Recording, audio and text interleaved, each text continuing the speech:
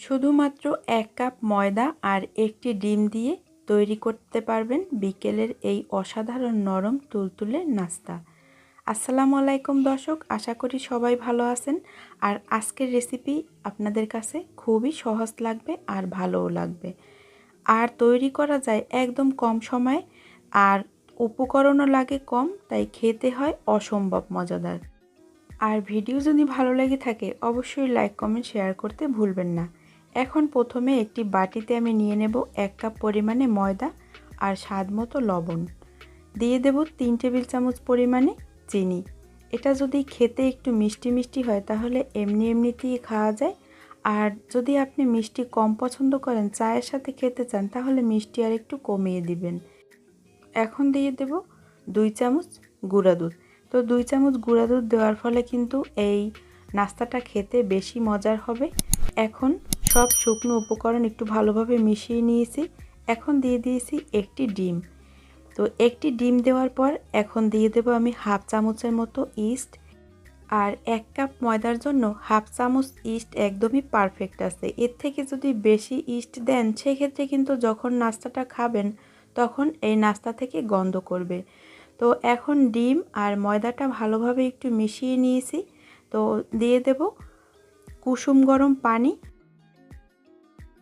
এর থেকে বেশি যদি গরম পানি ইউজ করেন সেক্ষেত্রে আপনার ইস্ট কিন্তু অ্যাক্টিভ হবে না। অনেকেরই কমপ্লেইন থাকে ইস্ট দিয়ে ডো তৈরি করার পর ইস্ট ডোটা ঠিকঠাকভাবে ফোলে না, সে কারণে কিন্তু যেই নাস্তাটা তৈরি করে নাস্তাটাও কিন্তু নরম তুলতুলে হয় না। এখন আমি 2 টেবিল চামচ রান্নার তেল দিয়ে এটাকে আমি ভালোভাবে ময়ন করে নিয়েছি, আর সামান্য একটু তেল দিয়ে তারপরে এখন ঢেকে রেখে দেব আধা ঘন্টার জন্য।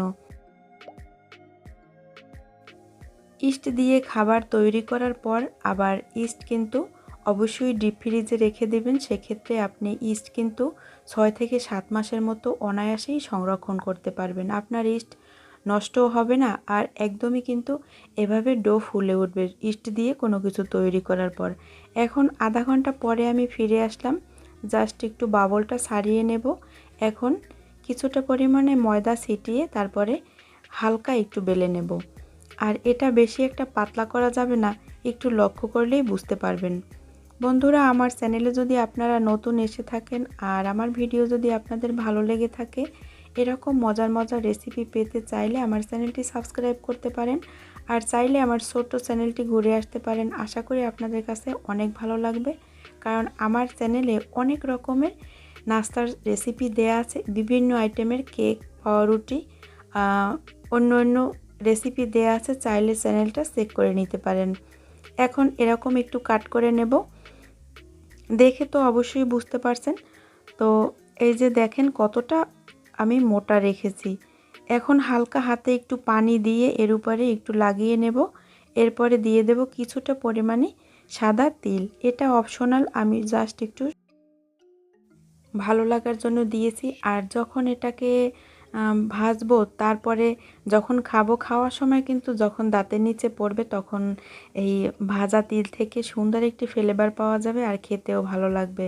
এখন এদিকে কিছুটা পরিমাণে তেল দিয়ে তারপরে আমি নাস্তাগুলো ভেজে নেব।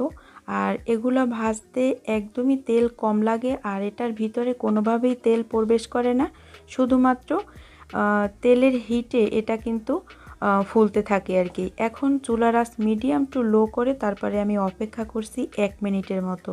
তো 1 মিনিট পর দেখতে পাচ্ছেন এটা কতটা ফুলে গেছে। তো এরপরে চুলার আঁচ একটু বাড়িয়ে দেব, বাড়িয়ে দিয়ে ব্রাউন কালার করে নেব। চুলার আঁচ কোনোভাবেই বাড়ানো যাবে না। তো আমি এই নাস্তাটা তৈরি করতে গিয়ে অন্য কাজে একটু ব্যস্ত হয়ে গিয়েছিলাম, যার কারণে নাস্তাটা একটু ডিপ কালার হয়ে গেছে। যাই হোক, আপনারা যখন ভাজবেন তখন অবশ্যই কিন্তু লক্ষ্য রাখবেন, যখন ভাজবেন তখন চুলার কাছ থেকে একদমই সরবেন না আর কি। তো নাস্তাগুলো সবগুলোই আমি উল্টে নিয়েছি। এখন চুলার আঁচ একটু বাড়িয়ে দেব, বেশি বাড়ানো যাবে না। আর এরকম গোল্ডেন কালার হয়ে গেছে আমারটা।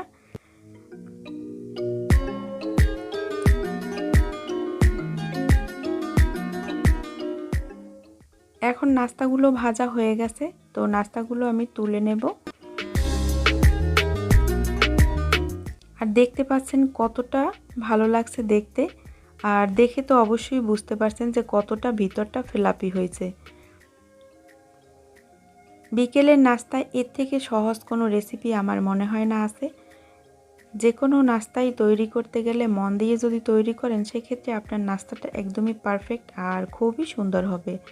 তো আশা করি আজকের রেসিপি আপনাদের কাছে অনেক ভালো লাগবে। দেখা হবে নতুন পর্বে নতুন ভিডিওতে। আর ভিডিও যদি ভালো লেগে থাকে বন্ধুরা অবশ্যই আমার চ্যানেলটি সাবস্ক্রাইব করে রাখবেন।